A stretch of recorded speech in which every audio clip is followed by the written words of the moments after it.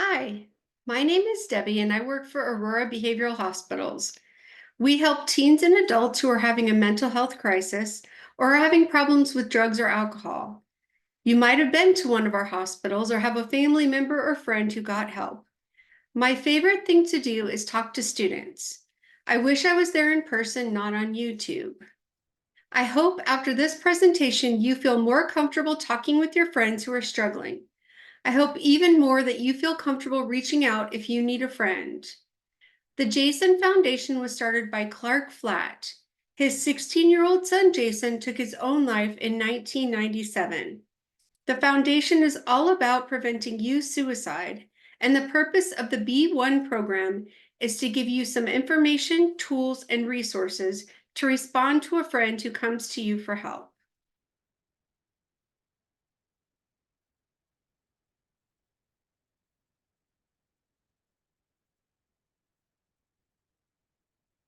A friend is someone who laughs with you at stupid movies, sits next to you at lunch, who you hang out with at a game, a teammate or a lab partner, the person you didn't want to get paired up with for a project, but now you're besties, that person you think of when you're having an awful day, the first person you text when something great happens. The Substance Abuse and Mental Health Services Administration, SAMHSA, is the agency within the U.S. Department of Health and Human Services that leads public health efforts to advance the behavioral health of the nation. SAMHSA's mission is to reduce the impact of substance abuse and mental illness on America's communities. To clarify, mental health refers to your ability to process information, and emotional health refers to your ability to express feelings. This is from a 2021 CDC study. Some examples of mental disorders: anxiety, social phobias, depression, eating disorders, substance abuse, etc.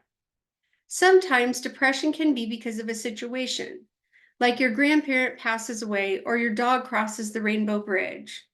When we talk about clinical depression, I want you to know that it's something you don't get out of by yourself. There are a lot of different forms of treatment. The term impact means it affects your daily activities for 2 weeks or more. If we applied this percentage to the national student population, it equals more than 5,500,000 students in the next 12 months. It's an issue that knows no racial, economic, or ethnic limits. It affects the rich and the not so rich.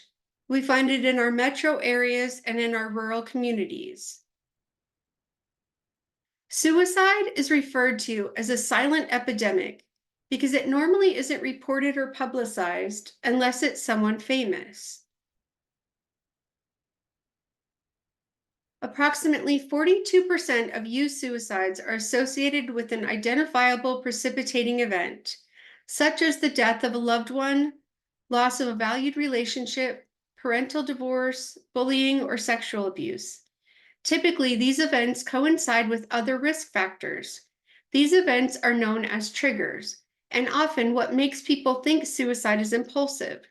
The truth is, most individuals who attempt suicide give warning signs before the trigger event happens and/or they attempt suicide. 29% of cases are related to a crisis within the previous 2 weeks or an expected crisis within the next 2 weeks.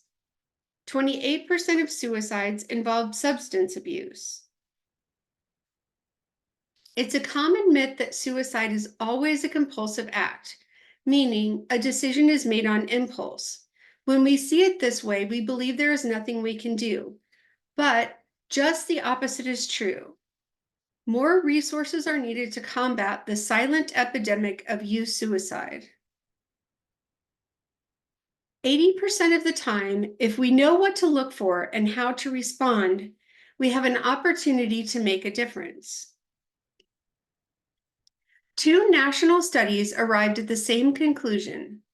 4 out of 5 young people will demonstrate warning signs before attempting suicide, and these warning signs are not just minutes before an attempt is made, but many times hours, days, weeks, even months before an attempt.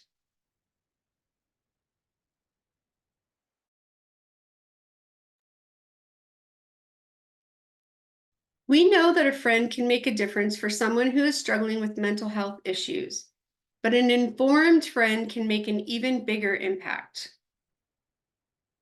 The 3 Bs of the B1 program show how you can make a difference and help a friend who may be dealing with suicidal thoughts. First, be aware and understand the problem of youth suicide.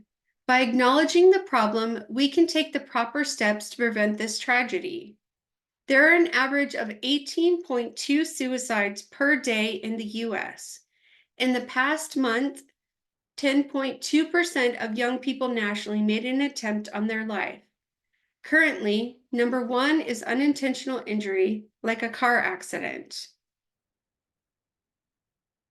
Next, be able to identify suicidal threats.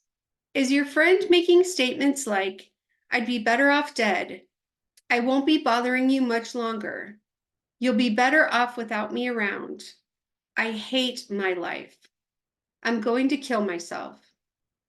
Keep in mind, though, that suicide threats are not always verbal. Depression is one of the leading causes of suicide attempts. You should be concerned if a friend suddenly starts to lose interest in sports or hobbies that they used to enjoy participating in. Once the decision has been made to end their life, some young people begin making final arrangements, such as giving away prized or favorite possessions, saying goodbye to family and friends, sometimes even talking about funeral arrangements. This is not a complete list. If you have concerns about a friend's safety and well-being, please tell a trusted adult and get help. But prevention goes beyond being aware. The next step is about being able to identify certain warning signs that can indicate a friend is struggling with life issues and maybe even thoughts of suicide. Let's briefly look at a few of those warning signs. Look at some of these out-of-character behaviors. Some of this behavior, though, might be how your friend is all the time. A friend starts cutting class or cutting school, and this is out of the normal. Bad grades in a friend who used to get all A's.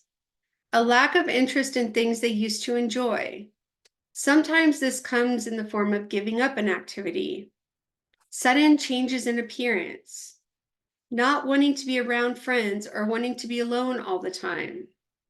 Having trouble controlling their temper, and they seem to go from calm to rage very quickly.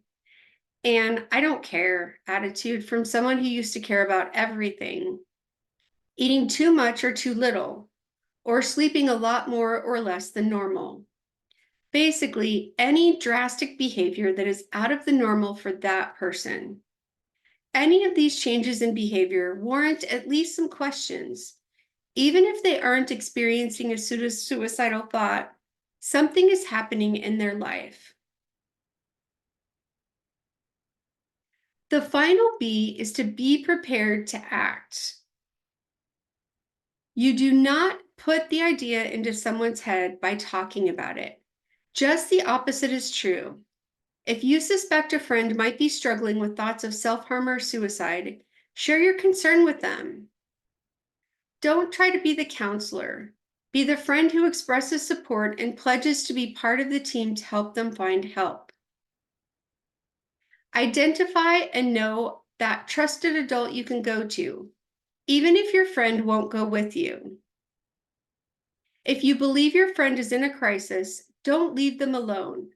Contact a trusted adult or ask someone to contact a teacher, coach, guidance counselor, or other trusted adult for you. These are some ideas of people that you can go to for help.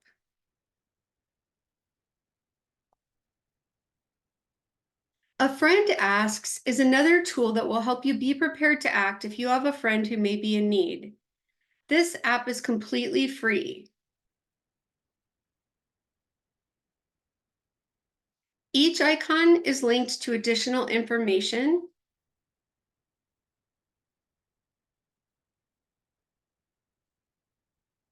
Another way you can help is through social media awareness. The hashtag I won't be silent.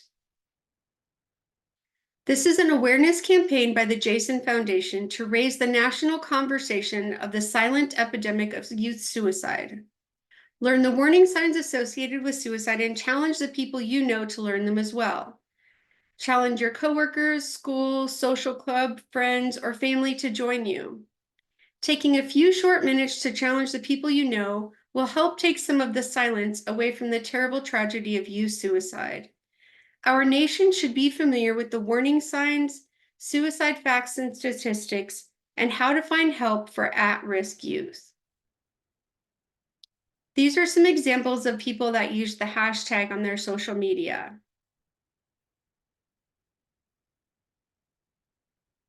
The National Suicide Prevention Lifeline is a national network of local crisis centers that provides free and confidential emotional support to people in suicidal crisis or emotional distress 24 hours a day, 7 days a week.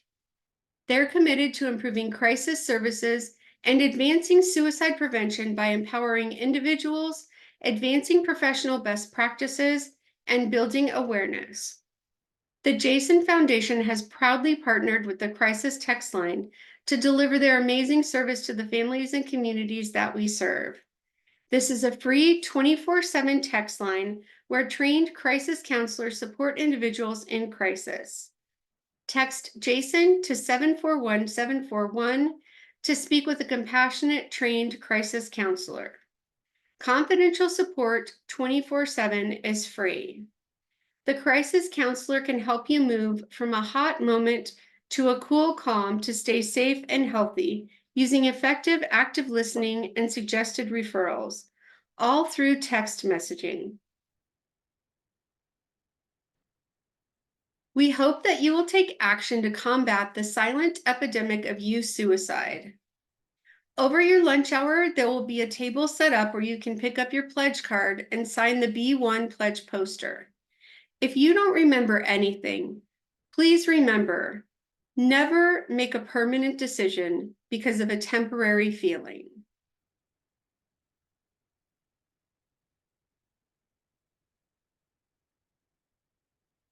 Now we're going to talk about the chains of hope.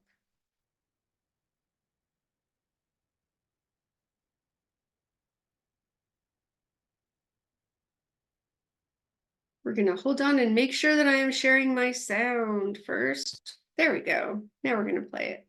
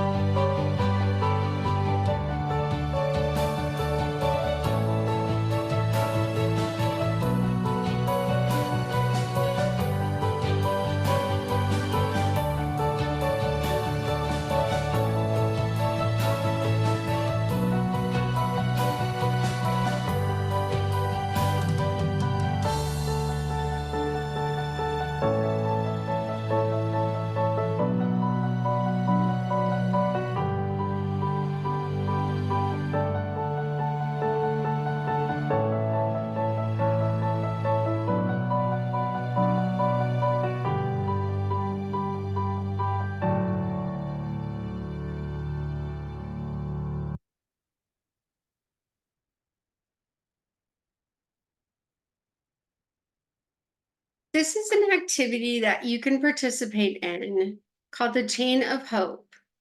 Your teacher is going to tell you more about the when and where, but you'll write down your message of hope on a piece of paper, and then the prevention and intervention specialist at your school will collect the messages to create connections of hope paper chains. These paper chains are going to be displayed on campus to inspire hope to others. When you need a message of hope, come and take one of the links. Here are some examples of messages of hope.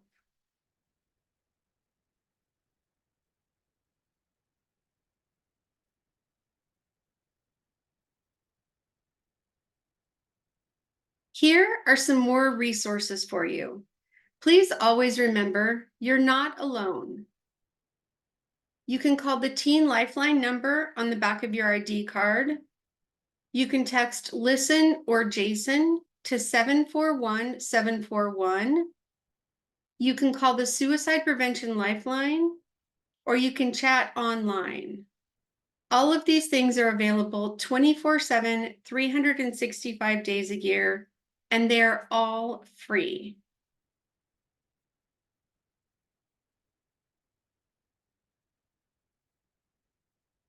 Thank you for spending time with me.